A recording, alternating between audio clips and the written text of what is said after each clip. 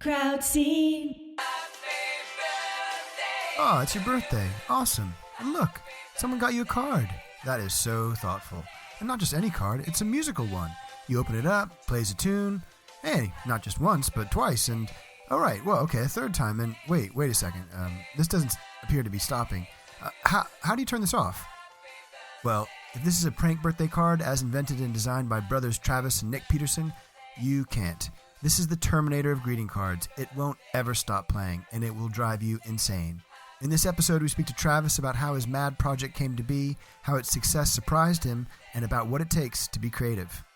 I'm not the prankster, right? It's like my sister is the prankster, my dad is the prankster, and I'm sure like I'm influenced by all of this, right? It's just we're family, we're siblings, we're idiots together, but like I'm not like the one that would go out and then do this necessarily. However, once the idea came, I'm definitely the one who's just like that business person who said, I think I can get this done, and had, I guess, the diligence to really go out and do it.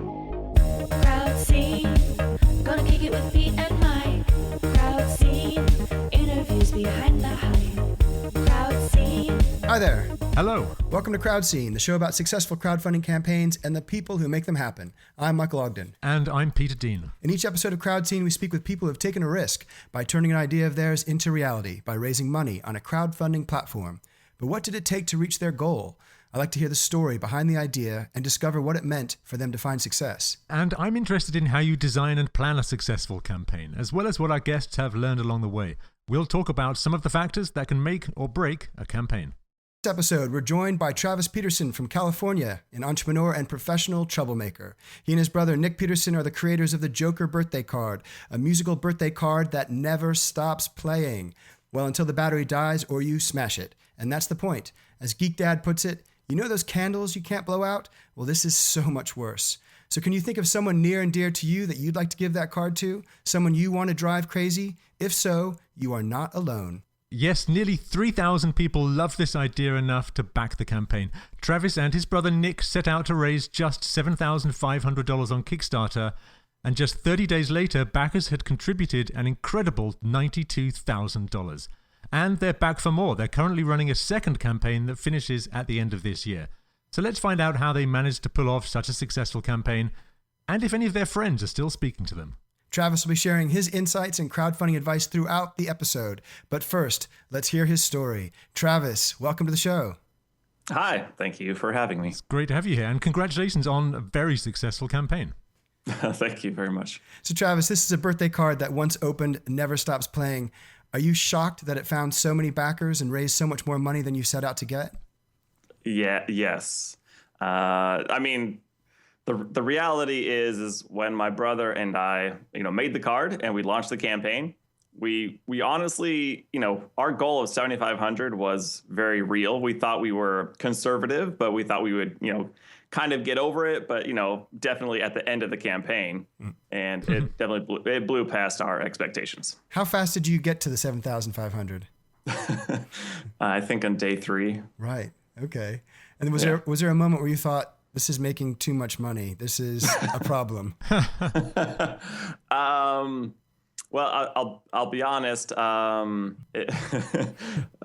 guess I've heard this from a lot of other people, just like growing up in like interviews, and I do now believe that sometimes once you kind of reach success, it's kind of easy to look back and say, is this real? Is this a fraud? Like, am I doing something? I don't know. It starts to feel unreal for a moment. It's kind of not unreal in a good way, unreal in kind of a weird, like in a bad way almost. Yeah. Like, holy cow, I can't believe this is happening. Like, holy cow, I got a lot of responsibility. I got to make these, And so it's interesting what happens when you start getting to that point. Well, I mean, it changes the expectations, because I imagine it starts off as this small little thing that you and your brother want to do and have some fun. And then all of a sudden, as you say, the responsibilities grow and there's a bigger crowd. Yeah. Oh, absolutely. And I'm not joking. Like we planned on, okay, we'd get to like 7,500, maybe 10 grand. We're lucky, I could probably have a little extra cash to buy a PlayStation and then we'd be done. Good plan. Yeah. And then it just went well over what we expected. And it was like, holy cow, we got a lot of work to do. Yeah. No time for playing on a PlayStation, right? No, and I'm not. And The irony. I don't own one still. I've been very busy. So. What is it that you find so amusing about ruining someone's birthday? Oh boy. I mean, I guess deep down, I don't feel like we're ruining anyone's birthday. You know what I mean? Well, I think it's one of the most perfect gifts, because when you look at greeting cards, like I've done this about a million times, where you go to the store, you're looking around for something, you read through like card after card after card, and they're all the same. Yeah. And I feel honestly like now that I've been doing this, like the cards actually have more meaning beyond just opening it and throwing it away. Whereas at least like they remember it, and they'll remember it longer than 5 seconds.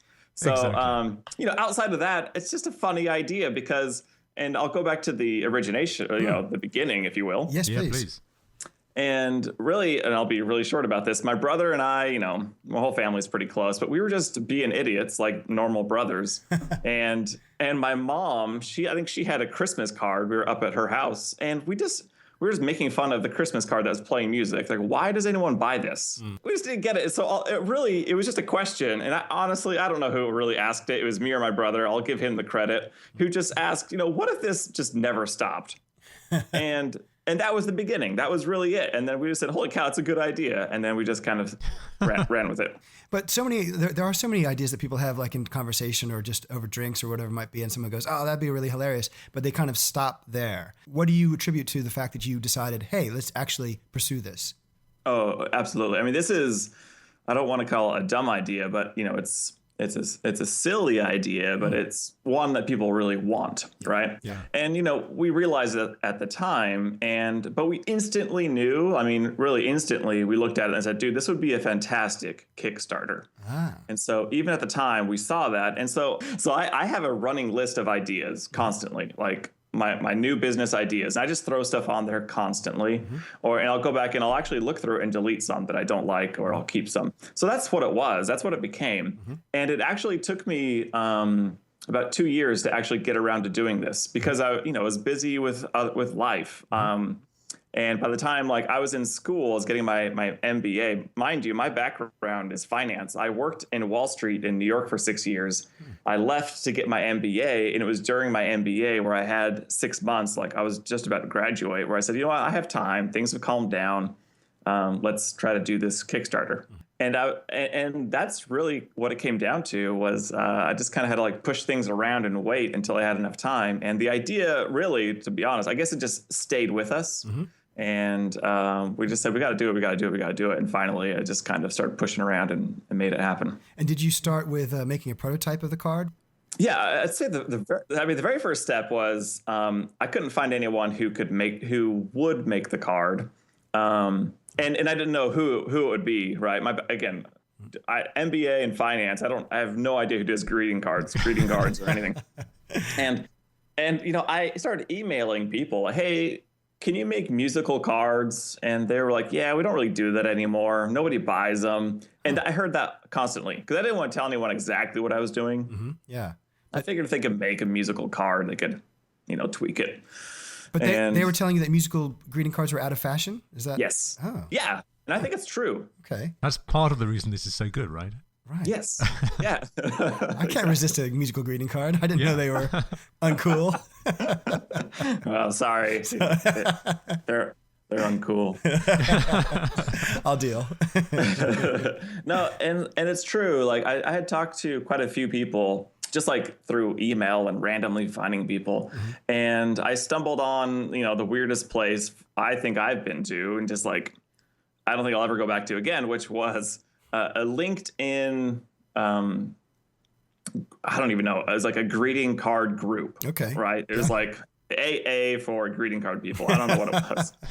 I'm not kidding. So I walked in this room, on the internet. I'm like, hey, what's going on? And I chatted with a couple people. And then I just kind of said, who can make a musical card? And then someone contacted me and said, I think we can help you. And so that's really where things started to roll. So yeah, jumping forward, we made a prototype. We made a couple prototypes, and once we learned what it could do, and did you tell yourself you've got a certain amount of budget here, and you're gonna see where this goes, or you're just gonna let's just were you just open to all the possibilities? Sky's the limit. I don't care what it costs. Yeah. I'm making this thing. I'm going to mortgage my house. No, I was. So even at this time, when the card was coming out and prototyping, I was working on another business. Okay. And I had a lot of money in this other project. You know, a lot for kind of an MBA student and what was going on, and and I had a wife and a newborn, and so yeah, when it came to the card, there were certainly limitations, and it's like I don't want to. I think originally my biggest limitation was, well, are these card people just going to rip me off and take my money, or are they going to deliver something that's real? Yes. And time as well is a limitation. How much time can I put into this? Yeah, absolutely. Yeah. Absolutely. And I even think making the first prototype oddly took 6 months just because it was so slow. I wasn't a priority to them. It was something small, and none of us really knew what we were, in terms of what was really going on here, and that it would be a success. So it just took a little bit of time, but we did, 2 or 3 prototypes. And, but really, I think what's funny is when we first got, I think it was the first or second prototype, I can't remember, but the first song was for He's a Jolly Good Fellow. I hate that song. Yeah. Oh yeah, it's terrible. Even listening to that once is enough. Yeah. Exactly. But you know what is, and none of us realize it, and this is the funny thing about prototypes is, once we had it, we listened to it, we're like, well, what if women want to use the card? Yeah. And so you instantly like, oh, duh. Yeah. So, Yeah. I was just thinking that. That's why you do prototypes. Yeah, exactly. Yeah. But I think the first question was like, well, how long will it last? Yeah. And so, and this will actually seep into the Kickstarter campaign. But what happened was I had no idea. I thought it would last like 15 or 20 minutes.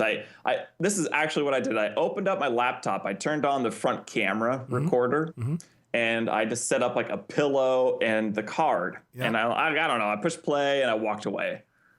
Right, and I pushed record on the to test the time. Yeah. Yeah, to test time on the laptop. Yeah. It's in my bedroom. Anyway, so I walked away, came back. It was still going after 30 minutes, and I don't know if you've seen the video. It's 3 hours, right? Oh no, I think it goes for 5 hours, and I had to stop the video. Oh wow. Okay. So you're using like a battery from NASA. Yeah, I don't know. We had no idea. I couldn't believe it. Like I got tired. That's what I mean. Like I had to leave my room, and I just kept coming back. It kept going. I was totally surprised that it went for 5 hours, I think, on video, and I think another 45 minutes after, and it finally died. Can I ask you then, what's the criteria that you had at that stage for what you needed this prank birthday card to do? Like how do you make an annoying card? Honestly, my expectations at the time were 30 minutes. Okay. And we're like, well, that's going to annoy someone, 30 minutes. There's no way they're going to go for 30 minutes and not be annoyed. So the time is a factor, but the choice of song was going to be a factor. Yeah. Choice of song. Yeah. I think in terms of actual development, the logo on the front was a big thing. I mean, it's super simple. I wanted it to look just very normal. And that's just a very simple happy birthday. I don't want anything fancy. Even again, it's just a simple card, and I was really surprised. I had a lot of people say, "Wow, this design's really nice." And elegant, okay. Yes. Yeah, I'm like, it's okay. It's really not that great. And it's funny. My siblings, they're actually all artists. That's what they do, and they all they're very. And I mean, so coming in this background of artistics and. Having a deep passion for making something look really good, we had to really make this not look quite as good. Well, was this a project that your friends and family thought, wow, what is Travis working on? Or were they saying, oh, this is completely a Travis type project? Well, I would say all of them said that's hilarious. I don't think many of them really saw it as this is a Travis type. I mean, here's what's funny is I'm not a comedian. Right? I'm not even the funniest guy. I'm funny now and again. But I'm not the prankster, right? It's my sister is the prankster, my dad is the prankster, and I'm sure I'm influenced by all of this, right? It's just we're family, we're siblings, we're idiots together. But I'm not the one that would go out and do this necessarily. However, once the idea came, I'm definitely the one who's just that business person who said, I think I can get this done, and had, I guess, the diligence to really go out and do it. Yes. Yeah. That perseverance. So is that MBA is finally paying back? Finally paying back. Is your sister like, that was my idea. That should be me. Yeah, they're all. I mean, everyone gets a little jealous. Yeah. But even so, and like I said, it's my brother and I are really the originators of the idea. But really, it's been mostly me kind of pushing and getting it done. He actually works on commercials, and that's why we can talk about that later now. But he made the video. Yeah, the videos are terrific. They're very they work so well with and you've got great comic timing in those videos, Travis. Yeah. And that was just more of a blessing in disguise that we had no idea. Yeah. About the music, you mentioned about for He's a Jolly Good Fellow. I mean, how many songs did you go through in order to find the song? That's a good question. I think originally it was just me kind of just like going through at the time just stock music. And I think I probably listened to maybe like 50 different things. And I say things because there wasn't always music. Like I tested other sounds. Okay. I mean, I was debating whether it should be like nails on a chalkboard. That's pretty devilish. Well, maybe that's a Halloween card. Well, yeah, there's a difference between, and this goes back to one of your original questions, how do I feel about annoying people on their birthday? And this really was a question like, well, do I really want to annoy the people like from the first second, or do I want it to kind of creep in and become annoying over time? And that's really what we chose. That's a good call. I think that's right. You want to feel like at first they're thinking, hey, this is quite sweet of Travis to send me this card. And then I hate Travis. Yeah. Oh yeah. Like I kind of hope that like the next day they hear the song, and next week they just that's what we're kind of really going for. So we picked that song. I mean, I don't know. After like 50 things, we finally landed on it. It just took like a good day or two just focusing on it. How many times did you listen to that song before you knew it was the one? That one actually, once I found it, we both agreed pretty quickly. Like, I think once we really determined like we want a song that kind of sticks with you, that one was pretty quick. We instantly liked it. So, Travis, what did you not know going into this crowdfunding campaign that you knew that you had to get good at? That's a great. I didn't know anything, I guess. To be honest. You had your MBA. Yeah, well, and I think. And I still don't know like this, and I still don't know the secret sauce for the Kickstarter campaign.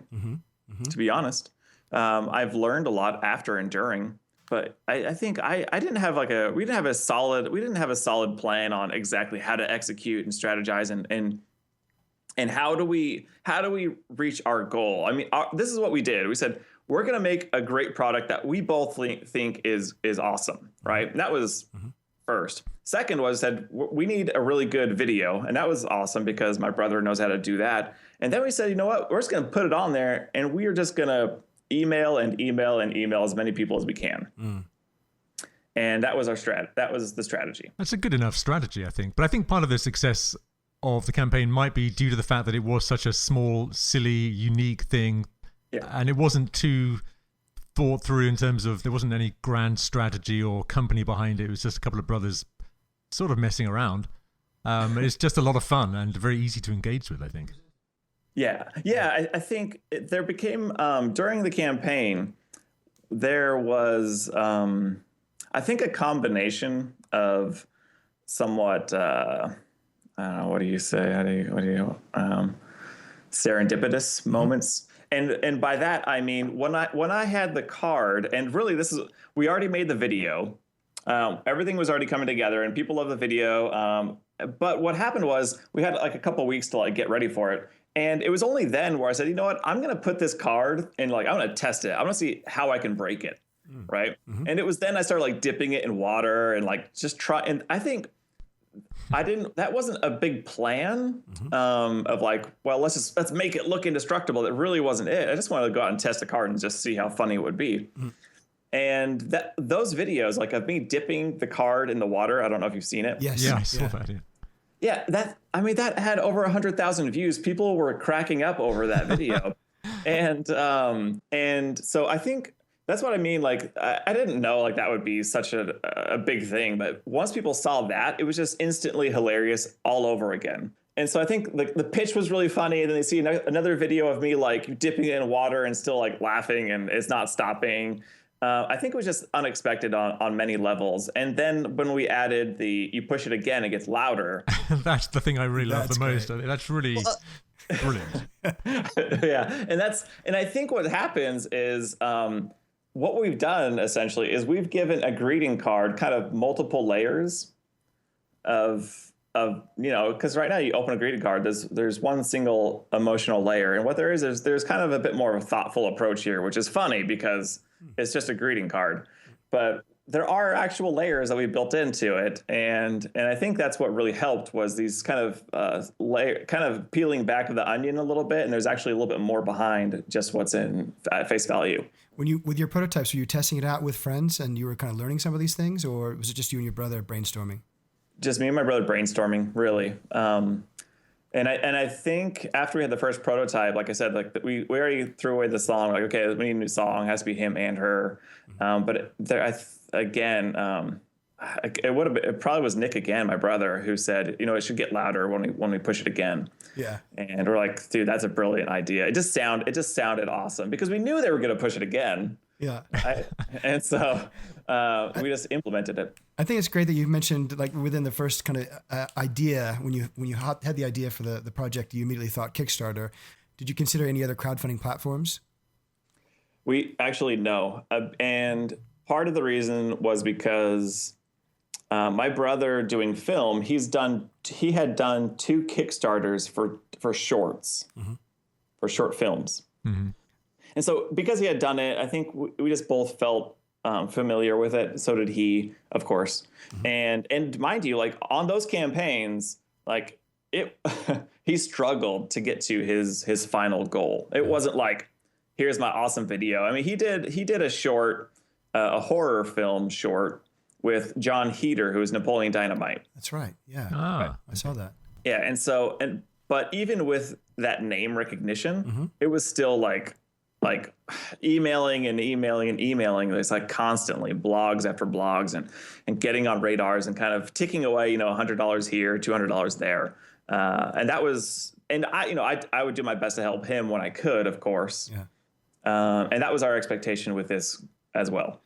So were you crowdfunding to build an audience, or were you crowdfunding to raise money to make the card? I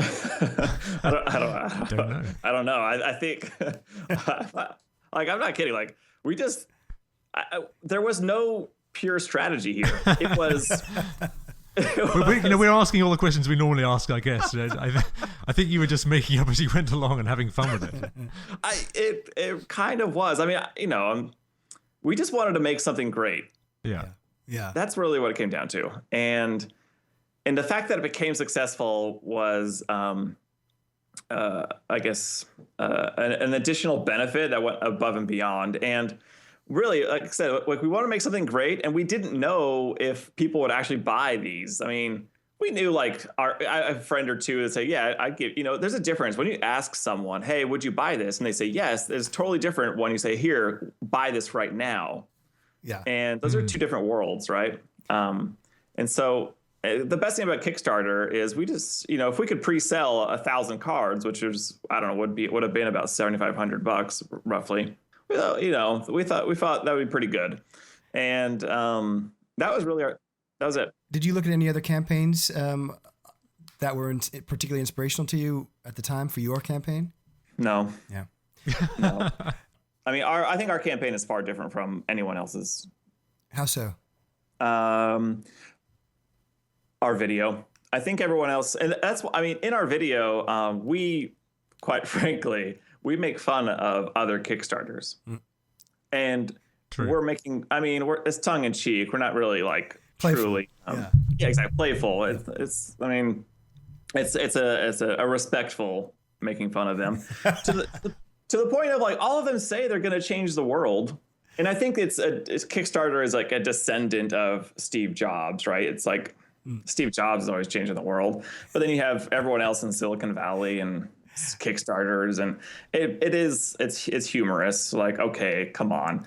And I think like if you watch all their videos today, it's surprising how many of them still think that. You know, I'm making a t-shirt. This t-shirt is the best t-shirt you will ever feel. And it's like, come on, it's a t-shirt. Yeah. Is this why, Travis, at the end of your video, you felt the need to put a disclaimer to assure people that it was real? Yeah, we were. So oddly enough, and this is, it's impossible to really know if it was good or bad, but we launched on April 1st. And, Well, April Fools. Yeah. Yeah, April Fools. And we just kind of thought to ourselves, well, what if people watch it and they say, well, this is just a joke? Yeah. Right. And we had no idea. So, yeah, we took that precautionary tale because I had the video itself. I sent it to a friend. He's not all that serious at all. You know, he's a funny guy and he's whatever. I sent it to him. And when he actually, I don't know if you recall, but at the very beginning, you know, I'm like telling this big grand story of changing the world and I'm writing mathematics on a window. Yes, it's very beautiful mind. I mean, give us the pitch for our listeners who haven't seen the video. What was your kind of 15-second opening of changing the world? I don't know if I remember it exactly, but this was, you know, me and my brother, we always had this idea that we wanted to change the world. And I think we have, you know, found that idea that would change the world. And, you know, and it shows me drawing, again, beautiful mind mathematics on a window and thought, you know, all this like, you know, really silly things. And I had a friend who was very concerned when he was watching this video. He was like, he's like, Travis, he's like, you gotta be kidding me. This is, you've gone too far. He didn't see it as a joke. Right. Until it broke and I pulled out the greeting card. And then he was like, oh, and then he started laughing and then he watched it 2 or 3 times. Perfect. So I think that was very common, quite honestly. A lot of people watching it and going, oh, you gotta be kidding me. And then if they made it through the first 30 seconds, then they started cracking up. So you're there on April Fool's Day, on launch day. Who are you with? Where are you? And what's going through your mind? I was probably all alone in my office. My brother's in LA, and I don't think anything happened that day. I think we did like $500. Mm-hmm. And were you worried at that stage? No, because we were like, okay, $500, April Fools. We're like, either people don't get it, right, because it's April Fools, and maybe tomorrow they'll understand this is a real product, right? And we kind of looked at it and said, well, if we did this every day, even though again, day one is usually a little bit bigger, but we're like, if we did this every day or it dwindles to a couple $100s, we could probably, you know, eke out, $7,500, right? We kind of, you know, doing the math was pretty simple.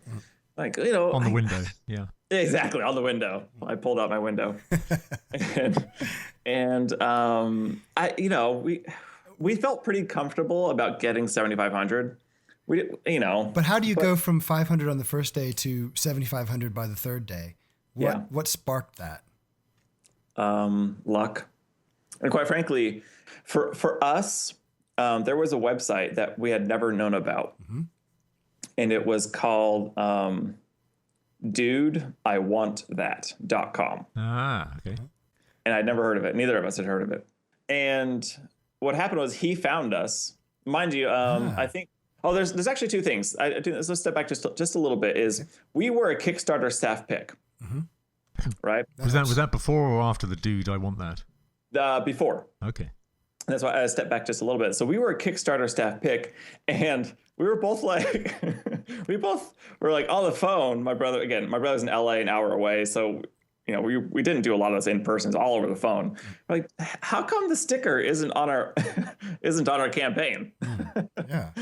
We're like, it took us a day to figure it out, but we have to do it ourselves. You know, right. You know, the staff pick. Yeah. Yeah. So we just have to go pick, you know, get the staff pick sticker, put it on our campaign top photo. Did it surprise you that you were chosen as a staff pick, given that you were sort of laughing at some aspects of Kickstarter? Well, yeah, you can't anticipate this stuff at all. I mean, I think in life, I'm an optimist, right? I see most people as good people. I really do. But in terms of like things I'm trying to accomplish, I'm a pessimist. And I feel like I naturally prepare for pessimism because I can't do it any other way. So I try to make sure I'm prepared for everything. and I think my brother is probably even more so of that way. So it makes us really prepared to do whatever it takes. And so, yeah, when we got Kickstarter, the staff pick, we were like blown away. We're like, holy cow. And so by the time we figured out that we had to put the sticker on ourselves, it was like the next day. So we, we probably lost sales and whatever. But I think once we were the staff pick, we had the sticker on. I think that's how Dude, I Want That found us. Okay. Because you instantly enter a filtered search that people are looking for. Right? Because nobody's going to go through all of Kickstarter. And so, Dude, I Want That found us. And I think we did like $3,500 that day. Okay. Nice. Right. And that was day 2 or day 3. I can't remember exactly. We're like, holy cow. Like, dude, that was awesome. And probably one of the best feelings that that I can recall this year was having the Kickstarter app on my phone. And you get the notification, $25, and $25. You're like, dude, we're making money. Little and buzz. so it's like, you know what I mean? It's like, it's getting like an email message. Like, this is the only time you want a notification is when it tells you get $25. Yeah. And basically what happened was, that was April and we were going into Easter weekend. And we were like, oh, dude, like, this is gonna be a terrible weekend. Like, we were just like not happy. We're like, but you know what? Like, we made $3,500 today. We're definitely gonna hit our campaign. Super happy. Yeah. And what happened was I received an email from I forget exactly who was first. Okay, no, it was cnet.com. CNET said, hey, this is Thursday, saying, can we do an article about you? I'm like, of course. So they said, okay, we'll put it up on Saturday, which would be Easter weekend. And so we weren't very happy about it, but we're like, well, that's whatever. I guess that'll be fine. And then once they did the article, I think they emailed me on Thursday. Friday, I had ABC News email me, say, hey, we want to do an article about you. We're like, dude, this is wow. Like, you gotta be kidding me. And so we were like, did you think you were being pranked at that moment? No, yeah. And so we were blown away. So we were like, holy cow, like, all right, fine. Like, so, we did all that information, sent it over, did a phone call. And I think, I don't know, by Friday, I think we had already passed our goal, right? Because we already done a few thousand by this time. Saturday came around and that was CNET. CNET hit. And, I think we did like 5,000 that day from CNET alone or something. And again, like, phones blowing up, It sounds like you got to send the dude from dudeIWantThat.com a card. Oh yeah. I've been in contact with them already. Okay. And I feel, and so, but mind you, like, we're not done, like, because my brother and I were looking at each other, we're like, dude, like, the only way this can get better, and this is for real, like, the only way this can get better is if Gizmodo writes an article about us. We're like, dude, that would be awesome. And then Monday, we get an email from Gizmodo and said, hey, we want to write an article about you. Like, it was crazy. And so Gizmodo took us off. And then finally, our biggest one was when we got picked up on BuzzFeed. Oh, yeah. And that was, I think, Monday or Tuesday. So it was just like this weird gradual, like, it was website just getting bigger and bigger and bigger. And by the time BuzzFeed picked us up, I mean, we had a $13,000 day. Wow. And the BuzzFeed, I've seen it. It's not a little piece. I mean, it really kind of goes into detail about the whole campaign, the whole project. Yes. Yeah. And exactly. And I started, I started gathering, of course, every article I could find on the web, online. And I think there's probably like 40 or 50. Yeah. And some of them are just spin-offs and like there's like straight copies of like BuzzFeed or Gizmodo. But some of them were literal, like, actual rewrites. Had you ever put together a press pack to send out? We didn't even know I'm not kidding. We didn't even know we needed one until halfway through. Like, these people saying, hey, and all we really provided them was photos and updated photos with Kickstarter, little things like that. And we would do phone interviews. Like, we would talk on the phone and maybe a couple of emails that replied, but there was no like prepared FAQ for, anything like that. We didn't even know we would need one. And were you in touch with anyone at Kickstarter or get any help from them? So my brother had worked, he had met some people at Kickstarter before. But I mean, during the campaign, like, we weren't really conversing with anyone at Kickstarter. They had met because I think my brother, when Kickstarter first started, my brother was actually one of the first campaigns on there for a film. Right. I mean, this is many, many years ago, right? It's not that long ago, but it's Kickstarter old. So whatever it was, 5 years, I don't even know. Yeah. But yeah, he was within the first year of Kickstarter. He had used it to raise money on his first short. Right. And so, yeah, I think at that time, like, so my brother was actually on, like, he's been on a couple of panels about Kickstarter and film. Yep. And that's how he had met some people at Kickstarter. Well, let me ask you this. If you went back as an MBA, if you went back in your university, said, Travis, you had this incredibly successful campaign. We want you to come back. And is there something that you weren't taught as in terms of getting your MBA that you wish that you had learned before you kind of got out to the big bad world? And no, not really, quite honestly. And I guess, like, I say that because the MBA, especially I think where my school was, I think every school is different. And I think I was in between at the time. I was in between the world of, do I want to do a startup or do I just want to go work for a corporation? Mm-hmm. And I wasn't 100% sure. I was always leaning towards startup and doing something myself. Mm-hmm. Sure. Mm-hmm. It has nothing to do with, like, I want to be my own boss. There's nothing to do with any of that. It's just, I think it's more of the, I'm not the artist, but I definitely still have that artist mentality or craving of creating. Yes. Yeah. And I think that's all it is. Like, I just like to create. And I think so working for a corporation I can do, it's fine, making money, of course. But it's an insatiable appetite to create, which is I can't stop doing, really. And I think I was really fortunate that this happened. But anyway, for the MBA reason, I do think MBAs really absolutely help you get into a good corporation, a good job at a good place, and that's not a bad thing at all. I really don't think so. Mm-hmm. I just got lucky and made a silly card that did better than. So has the success of this project meant that you've had to put other plans on hold? Oh yeah, because if you kind of step back, I was working on another project and I had actually poured a lot of time and money into that other project. Can you tell us what it is? Well, I've actually. Is it a secret? No, it's not a secret at all. But he's told me. Everyone knows but you, Pete. Really? Everybody. Travis and I were chatting. He put it in a card and sent it to you. Yeah. I think so. The other project, and this is, I guess, more out of happenstance, is I've actually decided to sunset and close it officially as of like 2 days ago. Oh wow! It's probably 2 years ago that I really started to put time and money into a website where, and it's 100% different from what I'm doing now. By the way, is. I still want to, but I want to help families do a better job of recording living stories. Nice. And what that means is, like, obviously everyone takes photos, but I just wanted a little bit more information about a photo. Mm-hmm. And I think really the best example is, like, this is why it started, is because I was looking at photos of my dad and my mom, and my aunt started telling me all these great stories about these photos of like 20, 30 years ago. And I was like, holy cow, like, she has all this information. Like, what does my mom remember? What does my dad remember?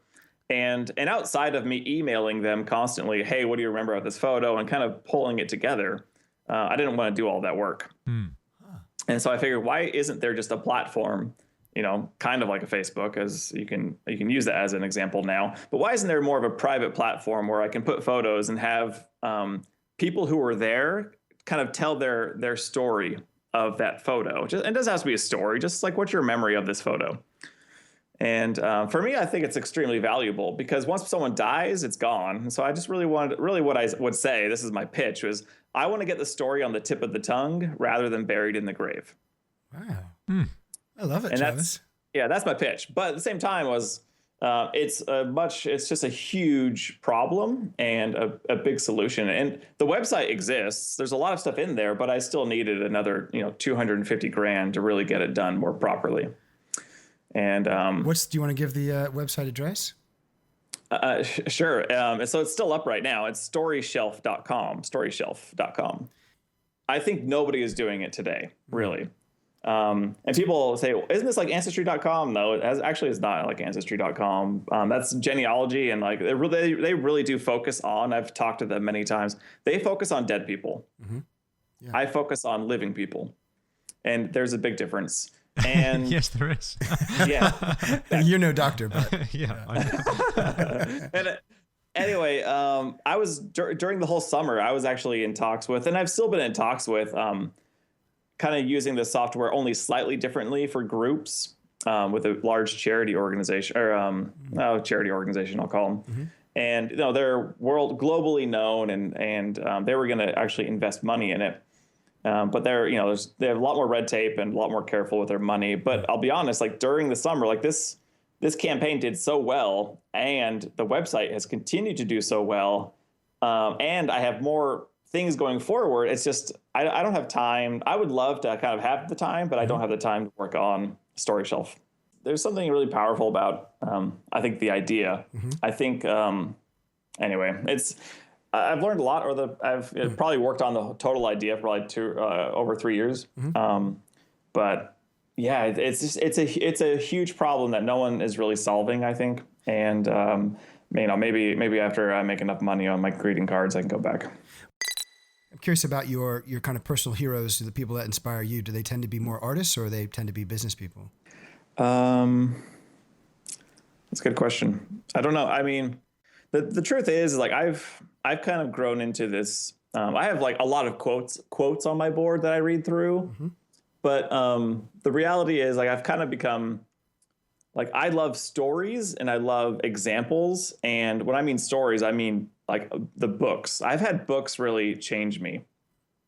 And by that, I don't have any slogans I live by, mm-hmm. But I have books that I constantly think of. We'll talk a bit about that. I'd be interested to hear.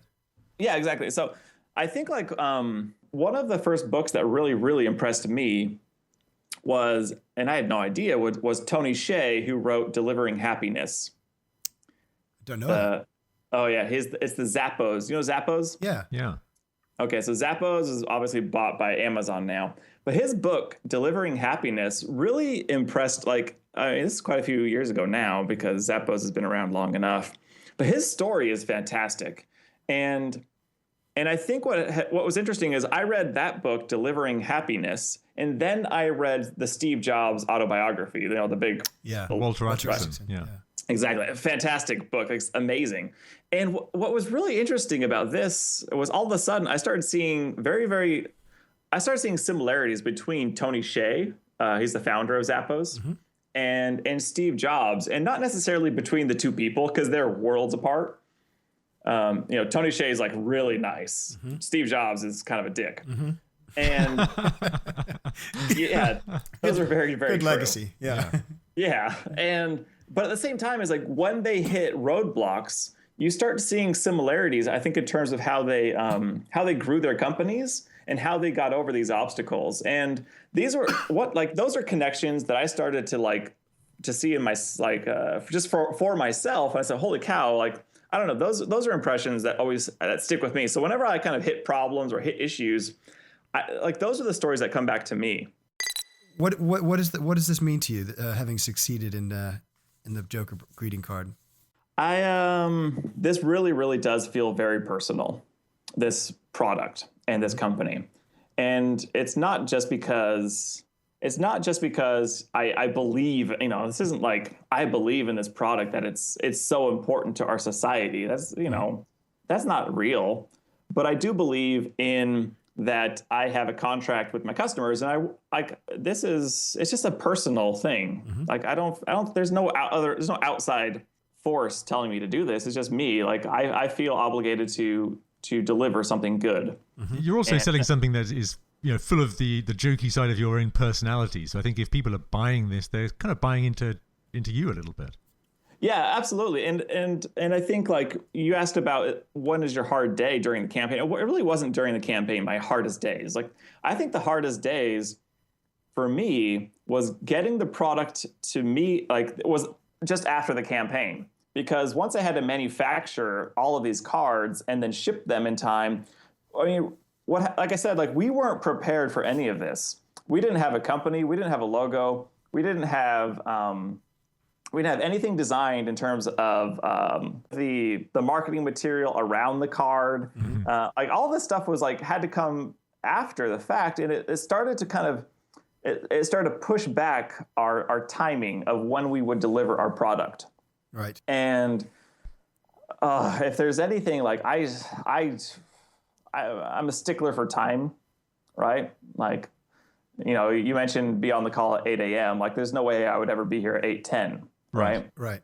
And even probably worse was for this. Like, we said we would deliver these, we would start shipping in July. Oh, like I was so very frustrated when the products were really not coming in time. And it was like I couldn't sleep at that time. Like I hated it. I couldn't do that. Your word is your bond. Yeah, for me it's for real. And because birthdays don't wait for people. You know, the big joke here, Travis, is that you put together this video. You were poking fun at all the, really sweating the details on this birthday card, and it was kind of this prank card, and yet it was succeeded beyond your wildest expectations. And now, you ended up really sweating the details on every single tiny aspect of the card. Yeah, you're acting casual, Travis, but we see straight through you. Yeah. Well, We want to ask you about two things. Your crowdfunding tips that you can share with the audience. And while you're giving that, perhaps because we know you're running a campaign right now, what are the things that you have learned that you're applying to this campaign, and also maybe the things that you've decided, I'm not going to do that again, and make this a more successful campaign? If you could give us your crowdfunding tips, that would be great.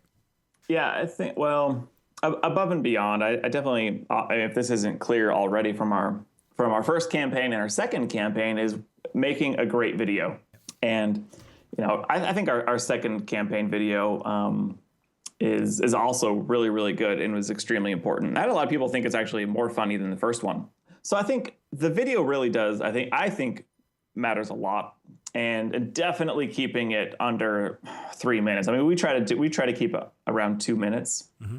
Anyway, so making a great video.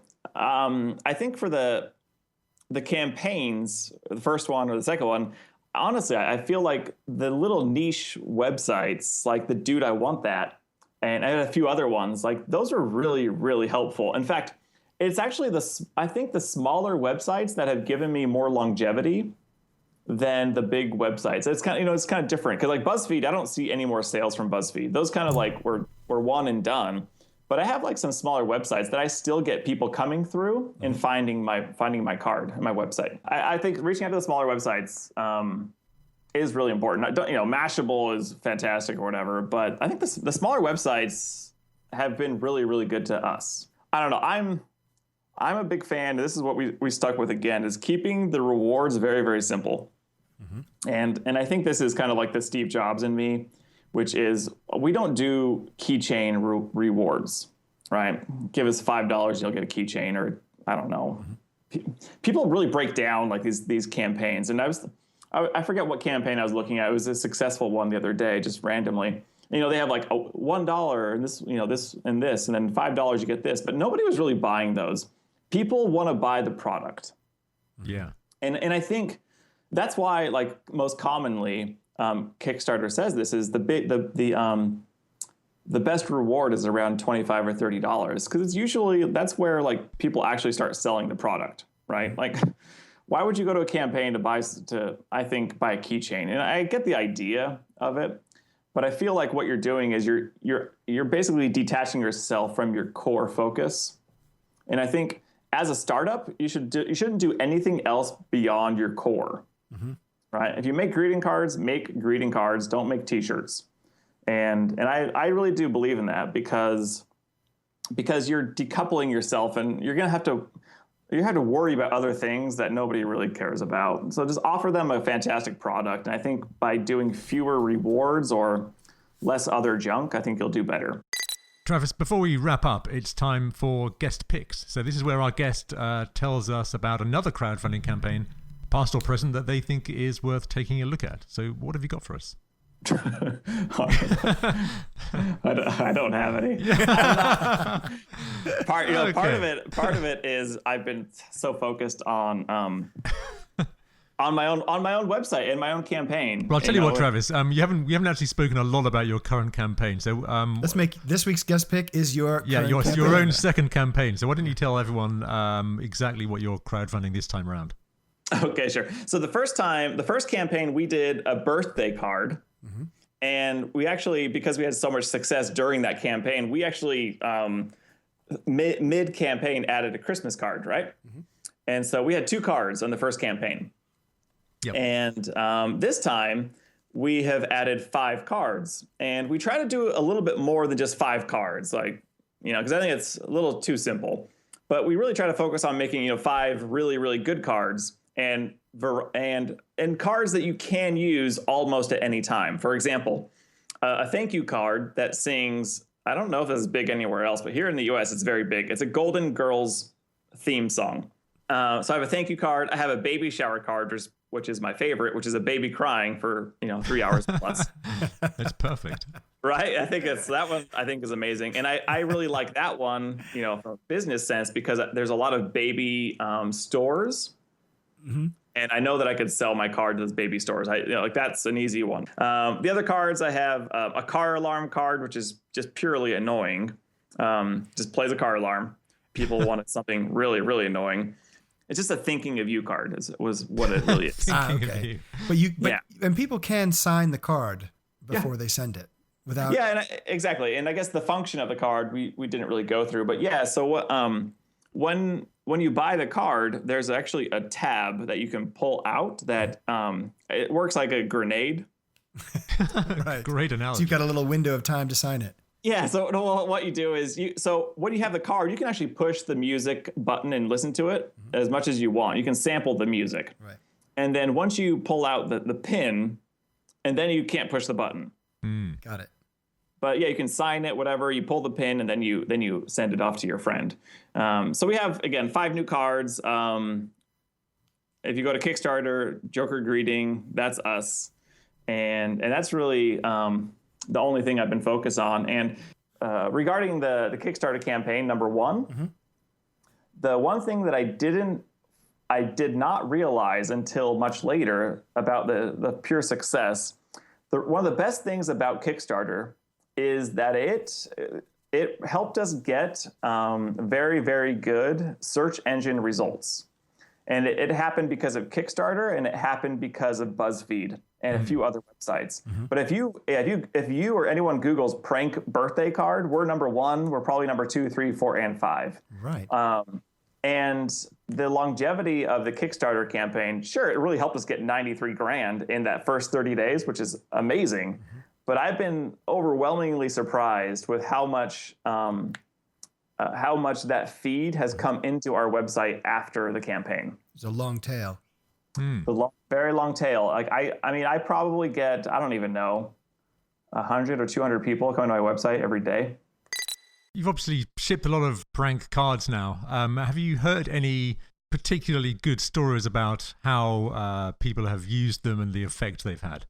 Yeah, this is a great question. Great question. Probably my favorite story is a brother gave his sister a card before she got onto a plane. She got on the plane. Wow. She sat down, and I'm not sure at what point, but she pushed play on the card. And then the air marshal came over to her and said, "Excuse me, miss, can you turn off that card?"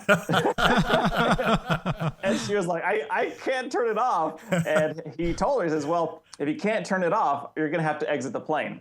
No way. 50,000 feet in the air. This is real. Yeah, I don't think they hadn't taken it off Flush yet. Right? Flush it. Yeah, so she obviously just had to break it, which is the point. But I thought that was a fantastic one. Probably the top, because it's hard to get better than an air marshal telling someone to turn it off. Do you ever worry about payback? Is someone around the corner about to get you back somehow? I do. I actually do. I do worry about that. But I guess I just try to make sure no one knows where I live. I try my best, at least. Yeah. Your and friends we'll be reading out Travis's address at the end of the show. Yes. One day, Travis. Yeah, exactly. So listen, Travis, before we go, can you leave us with some words of wisdom? Is there a quote that inspires you? Any words to live by? Again, like for me, my words of wisdom are actually just reading or knowing stories from other successes. And by that, I mean, the books that I had talked about, one was Delivering Happiness. The other one I really enjoyed was Creativity, Inc. By the Pixar guy. Yeah, Ed Catmull. Yeah. Exactly. I think it's a fantastic book. And again, both of those are just people telling their story of how they kind of came to be. And I think you'll learn much more from those than a business guy, an MBA saying, this is the equation. Like, I don't think those are quite as helpful. And I'm a big fan of Peter Thiel's book, 0 to 1. How funny. We were just talking Travis, about that right before we started the show, Pete was telling me about that very book. Yeah. I think he's definitely, it's a short book. Okay. Like you'll blaze right through it. Right. And I think he has really good stories, but I think his concept of what it means to be 0 and what it means to be 1. Of course, I would love to say, like, my greeting card, I think I brought the greeting card business to a 1. I don't really know about that necessarily. Right, so the difference is the 0 is someone who doesn't do anything, and 1 is you've made something happen? Yeah, 0. Yeah. So really his concept is if you basically copycat someone else, right? Yeah. You copycat another product, you basically helped the product evolve from 0 to 0. You didn't do anything. Okay. And if you take a product and you actually make improvements and bring it above what it was before, then you're actually going from 0 to 1. Now, again, my greeting card is maybe like a 0.2, but I think I'm above a 0. 0 to 0.2. That's a good by Travis Peterson. But that's like his deep concept, and I agree. And I think this falls back on my artistic side, which is just like the ability to create something is, for me, it's insatiable. Because I can't just sit back and say, I'm just going to copy someone else, right? I think I just can't do it. I have a hard time being another business that just sells art framework. I just can't do that. Or, frames. Something that's just I could buy anywhere else, like a commodity. That's just not me. I can't do it. And so I'm constantly thinking, how can I make improvements? And anyway, I think the book 0 to 1, he does a really, really good job, I think, around this. I don't know what you guys were talking about, but I think it's a really, really good book. Yeah, Pete was trying to sell me on it. I hadn't heard of it. The same thing. I mean, the funny thing is, I must admit, I have not read it, but I've read so many reviews of it and people talking about it that I think I've got a very knowledgeably about the book. Pretty good handle of what it's hasn't about. actually read it. But it strikes me as, Peter Thiel, obviously an investor, but this is a very creative idea. The idea of bringing something into the world where before there was nothing, or nothing similar to that. That's the definition of creativity. Travis, just remind us, where can people go online to find out more about the Joker birthday card and your other cards? Yeah, so if you, jokergreeting.com is my website for birthday and Christmas right now, jokergreeting.com. And I actually did make it, so this might get confusing, but if you go to jokergreetingcard.com, it takes you directly to the Kickstarter campaign. Okay. And they both reference each other. So even if you go to one or the other, there's a link to the other one. And do you feel like after this Kickstarter, is there going to be another, or do you what's ahead for you in 2016? So I'll give you guys the secret. So I'm about to announce this to all of my backers because it's for this current campaign, and this came late to me. But anyway, we're working on adding a packaging system inside the card.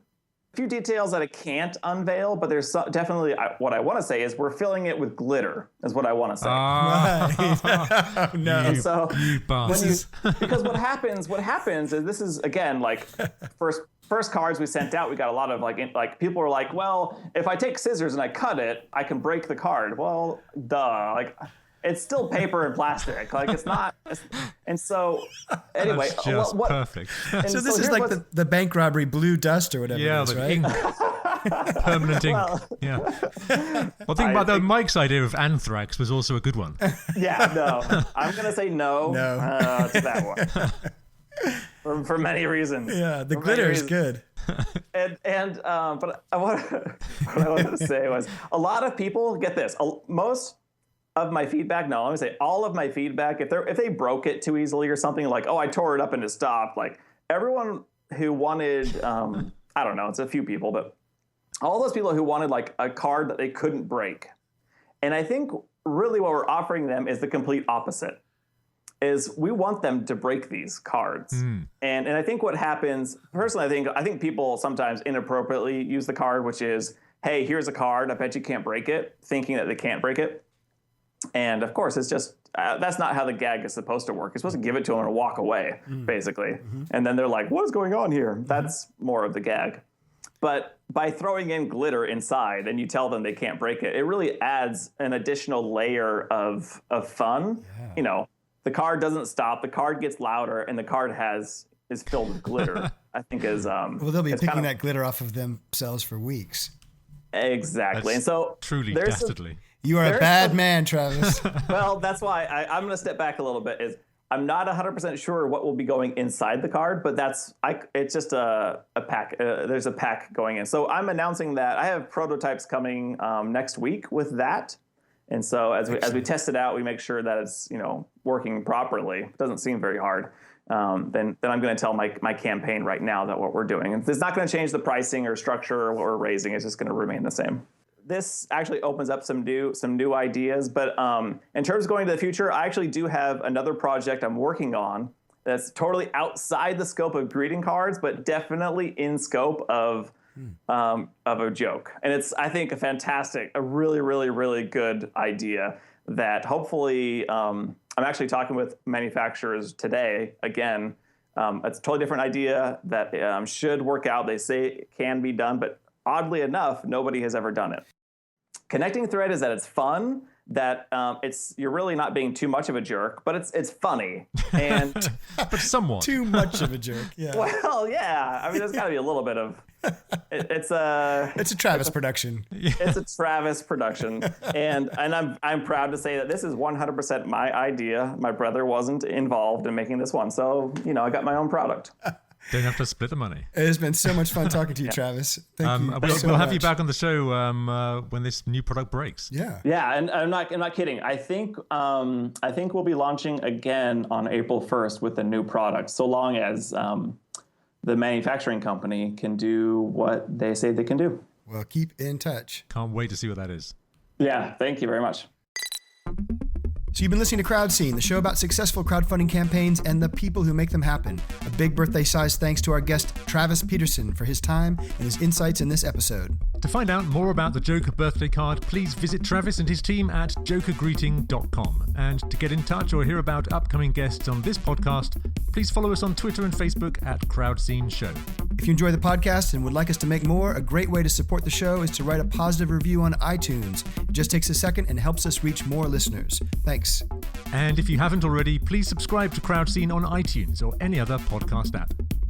Pete and I want to say thank you as always to singer-songwriter Kim Bookbinder for the theme music for Crowd Scene. To find out more about Kim, please check out kimbookbinder.com. Special thanks to our friend Jim Fowler and his expert ears. For more on Jim, visit jimfowlermusic.com. So until next episode, from Mike and Pete, thanks for listening. Crowd scene, gonna kick it with Pete and Mike. Crowd scene, interviews behind the hype. Crowd scene, crowd scene. What do you do? What do you say to make crowdfunding go your way? Crowd scene, crowd scene.